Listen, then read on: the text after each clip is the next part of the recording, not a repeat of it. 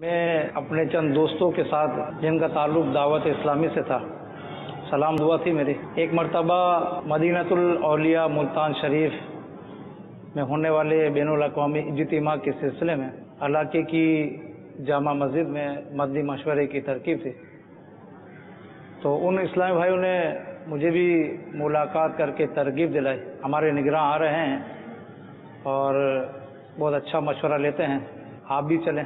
ان کے ترغیب دلانے اور اصرار کرنے پر میں ان کے ساتھ مدنی مشورے میں شریک ہو گیا۔ اس وقت کے نگران الحمدللہ عز و جل کافی اچھے مدنی پھول ارشاد فرمائے، مجھے بڑا ہی لطف آیا۔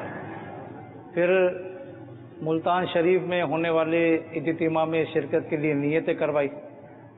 میں نے بھی پکی نیت کی کہ میں بھی انشاءاللہ عز و جل ملتان شریف کے اجتماع میں شرکت کروں گا۔ مدنی مشورے کے آخر میں مدنی انعامات کے فارم تقسیم ہوئے۔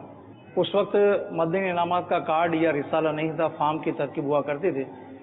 تو جن اسلامی بھائیوں کے ساتھ میں نے اس مدنی مشورے میں شرکت کی تھی، انہوں نے مجھے ترغیب دلائی کہ آپ نئے ہیں، آپ کا عمل کا جذبہ ہے، آپ یہ فارم لے لو اور اس میں جو مدنی انعامات تحریر ہے اس کے مطابق عمل کی کوشش کرو۔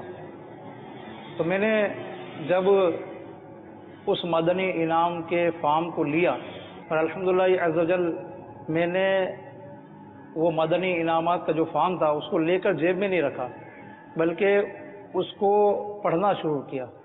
تو اس میں جو پہلا مدنی انعام تھا کہ کیا آج آپ نے پانچوں نمازیں تکبیر اولیٰ کے ساتھ صف اول میں ادا کی، تو یہ مدنی انعام جب میں نے پڑھا تو پڑھتے ہی میرے دل پر چوٹ لگی کہ یہ تحریک بڑی عظیم تحریک ہے کہ اس میں اسلامی بھائیوں کو بالخصوص نماز کی طرف، صلاۃ و سنت کی طرف ترغیب دلائی جاتی ہے، اور میں نے اس مدنی انعام کو پڑھنے کی برکت سے مدنی انعامات پر عمل کرنا شروع کیا کہ اگر بندہ نیک بننا چاہتا ہے اور اللہ تبارک و تعالیٰ نے جس مقصد کے لیے انسان کو پیدا کیا ہے اس مقصد کو حاصل کرنے کی اگر کوشش کرے تو وہ ان مدنی انعامات پر عمل کر کے اپنی زندگی کے مقصد کو بآسانی طور پر پا سکتا ہے اور نیک بن سکتا ہے۔ صلو علی الحبیب صلی اللہ تعالی علی محمد۔ مجھے اپنی اور ساری دنیا کے